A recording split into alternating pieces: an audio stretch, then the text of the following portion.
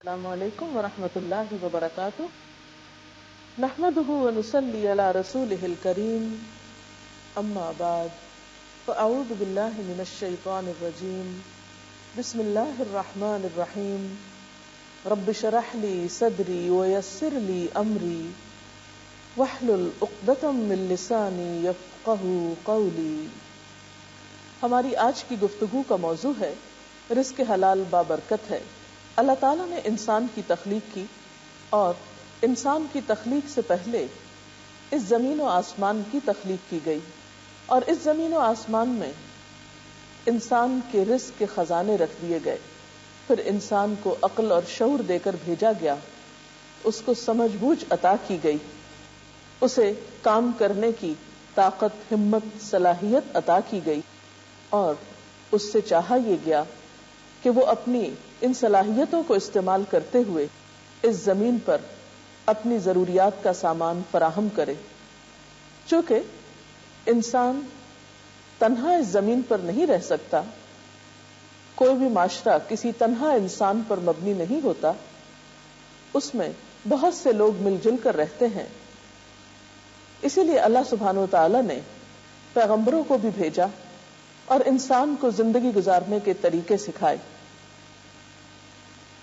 ان طریقوں میں اہم ترین چیز ایک تو اللہ تعالیٰ کی عبادت تھی، اور دوسری طرف بندوں کے حقوق تھے۔ انسان کی اپنی ذات کا حق بھی رکھا گیا، اور اس کے ساتھ ساتھ دوسرے بندوں کے حقوق بھی اسے سکھائے گئے۔ ان حقوق کی ادائیگی جب تک انسان درست طریقے پر نہیں کرتا، انسان اس دنیا میں بھی پرسکون زندگی بسر نہیں کر سکتا اور اپنی آخرت کو بھی نقصان پہنچا سکتا ہے۔ انہی چیزوں میں سے ایک چیز رزق ہے، مال کا کمانا ہے۔ مال کا کمانا اور خرچ کرنا ایک ایسی چیز ہے جس پر ہمارے دین نے تفصیل کے ساتھ انسان کی رہنمائی کی ہے، بلکہ مال کے بارے میں سوال ان اہم ترین سوالوں میں سے ہے جس سے ہر انسان کو قیامت کے دن واسطہ پیش آنے والا ہے۔ حدیث پاک میں آتا ہے، ما تزال قدم عبد یوم القیامت حتی یسأل عن اربع، عن عمره فیما افناہ، وعن شبابہ فیما ابلاہ، وعن مالہ من این اکتسبہ، وفیما انفقہ، وعن علمہ ماذا عمل فیہ، رواہ الترمذی۔ قیامت کے دن بندے کے قدم ہٹ نہیں سکتے جب تک چار چیزوں کے متعلق پوچھ گچھ نہ ہو جائے۔ نمبر 1، عمر کہاں گنوائی؟ نمبر 2، جوانی کہاں برباد کی؟ نمبر 3، مال کہاں سے کمایا اور کہاں خرچ کیا؟ نمبر 4، جو علم سیکھا تھا اس پر کتنا عمل کیا؟ تو گویا مال کے بارے میں اہم سوال یہ ہے کہ مال آیا کہاں سے؟ کیا حلال اور جائز طریقے سے حاصل کیا گیا یا ناجائز طریقے سے؟ اور پھر حاصل کرنے کے بعد اسے کہاں کہاں خرچ کیا گیا؟ اس سلسلے میں ہم دیکھتے ہیں کہ قرآن پاک میں اللہ سبحانہ وتعالی خاص طور پر تاکید فرماتے ہیں، یا ایھا الناس، اے لوگو، کلوا مما فی الارض حلالا طیبا، زمین میں جو حلال اور پاک چیزیں ہیں انہیں کھاؤ۔ گویا یہ مطالبہ تمام انسانیت سے ہے۔ اسی طرح ایک اور جگہ پر اہل ایمان کو خطاب فرمایا، یا ایھا الذین آمنوا، اے لوگو جو ایمان لائے ہو، کلوا من طیبات ما رزقناکم واشکروا للہ ان کنتم ایاہ تعبدون۔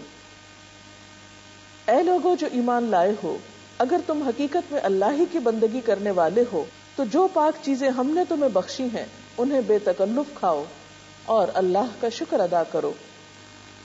تو اس سے اندازہ ہو سکتا ہے کہ اللہ سبحانہ وتعالی کے نزدیک حلال اور پاک رزق کی کتنی اہمیت ہے۔ رمضان میں چونکہ ہم اللہ تعالیٰ کے حکم سے روزے کی حالت میں رزق حلال سے بھی اجتناب کرتے ہیں، تو اس کے حکم سے اگر ہم رزق حرام سے نہیں بچتے تو ہمارا روزہ کیا روزہ ہے؟ کیا پھر ہم نے روزے کی روح کو پایا؟ اگر ہم عبادت میں ہیں اور ہمارا کھانا پینا ہی حرام ہے تو یہ عبادت کیسی عبادت ہے عبادت تو اطاعت کا نام ہے، اللہ کی مرضی کے مطابق کام کرنے کا نام ہے. اسی لیے ہم دیکھتے ہیں کہ رمضان المبارک کے بارے میں، روزے کی فرضیت کے بارے میں جب آیات آتی ہیں قرآن پاک میں، تو اس کے اختتام پر یہ آیت آتی ہے وَلَا تَأْكُلُوا أَمْوَالَكُمْ بَيْنَكُمْ بِالْبَاطِلِ وَتُدْلُوا بِهَا إِلَى الْحُكَّامِ لِتَأْكُلُوا فَرِيقًا مِّنْ أَمْوَالِ النَّاسِ بِالْإِثْمِ وَأَنْتُمْ تَعْلَمُونَ.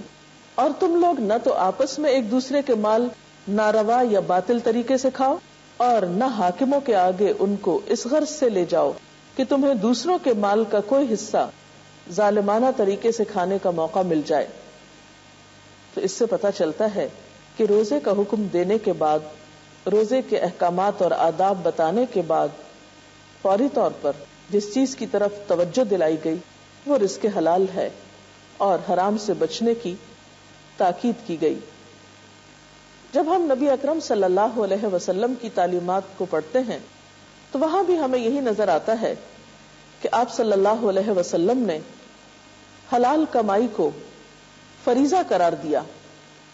بہقی کی روایت ہے، آپ صلی اللہ علیہ وسلم نے فرمایا طلب کسب الحلال فریضۃ بعد الفریضہ. حلال روزی کا طلب کرنا یعنی اس کے لیے کوشش کرنا اللہ تعالی کے فرض کے بعد ایک فریضہ ہے. یعنی جس طرح نماز فرض ہے، اسی طرح نماز کی ادائیگی کے بعد اپنے لیے اور اپنے اہل و عیال کے لیے حلال اور پاکیزہ روزی کا اہتمام بھی فرائض میں شامل ہے.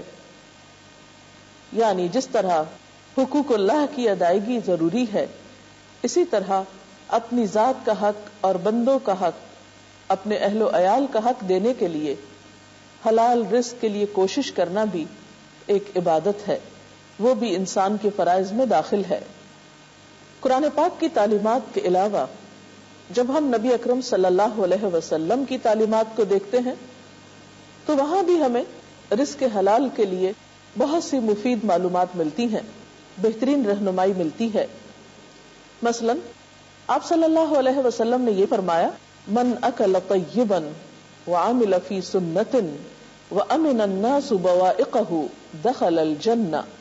جس نے پاکیزہ کمائی کھائی، سنت کے مطابق کام کیا اور لوگوں کو اپنی تکلیفوں سے امن میں رکھا، وہ جنت میں داخل ہوگا. تو گویا حلال اور پاک کھانا اور لوگوں کو تکلیف نہ دینا ان کاموں میں سے ہے جو جنت میں جانے کا سبب ہے. جنت اللہ کا سودا اور اللہ کا مہنگا سودا غلط کام کرنے سے حاصل نہیں ہو سکتی. اس کے لیے ہمیں وہی کرنا ہوگا جو اس کو پسند ہے. اب سوال یہ پیدا ہوتا ہے کہ رزق حلال کے لیے انسان کیا کرے. سب سے پہلی بات تو یہ ہے کہ انسان اس کے لیے نیت اور ارادہ کرے کہ مجھے ہر حال میں حلال ہی کمانا ہے، حلال ہی کی طرف جانا ہے، کیونکہ یہ میری عبادات کا ایک حصہ ہے، یہ میرے فرائض میں سے ایک فرض ہے. دوسری بات یہ کہ پھر اس کے لیے کوشش بھی کی جائے، کیونکہ کوئی بھی کام محض تمناؤں اور آرزوؤں اور اچھے خیالات سے نہیں ہوا کرتا. اس کے لیے انسان کو سنجیدگی سے کوشش کرنا پڑتی ہے. پھر اسی طرح اگر رزق حلال کے آنے میں کچھ تاخیر ہو جائے تو بھی انسان کو صبر اور قناعت سے کام لینا چاہیے، اور اس بات کا یقین رکھنا چاہیے کہ اللہ تعالیٰ جس انسان کو بھی پیدا کرتے ہیں پھر اس کے لیے روزی کا بندوبست کرنے والے بھی وہی ہیں. سورۃ ہود میں اللہ تعالیٰ فرماتے ہیں وَمَا مِن دَابَّةٍ فِي الْأَرْضِ إِلَّا عَلَى اللَّهِ رِزْقُهَا. زمین میں چلنے پھرنے والے ہر جاندار کی روزی اللہ ہی کے ذمے ہے. اس لیے یہ نہیں ہو سکتا کہ آپ کے لیے ہر دروازہ بند ہو. اگر ایک بند ہے، دوسرا بند ہے تو تیسرا ضرور کھلا ملے گا، لیکن کوشش شرط ہے. انسان اگر کوشش کرتا ہے اور جلد بازی میں حرام کی طرف لپک جاتا ہے تو یہ اس کے لیے سخت نقصان دہ ہے. اللہ تعالیٰ جس کی صفت الرزاق ہے، قرآن پاک میں بھی فرمایا ان اللہ هو الرزاق ذو القوة المتین. بے شک اللہ تعالیٰ ہی سب کو روزی دینے والا اور مضبوط طاقت والا ہے. اس لیے اس طاقت والی ہستی پر بھروسہ کرنا اور اعتماد کرنا نہایت ضروری ہے، اور اس معاملے میں بے صبرا پن اور تھوڑ دلی انسان کو کچھ فائدہ نہیں دیتی. انسان کوشش کرتا رہے اور آگے بڑھتا رہے اور اللہ تعالیٰ سے دعا کرتا رہے تو اللہ تعالیٰ اس کے لیے ضرور وسعت پیدا فرما دیں گے.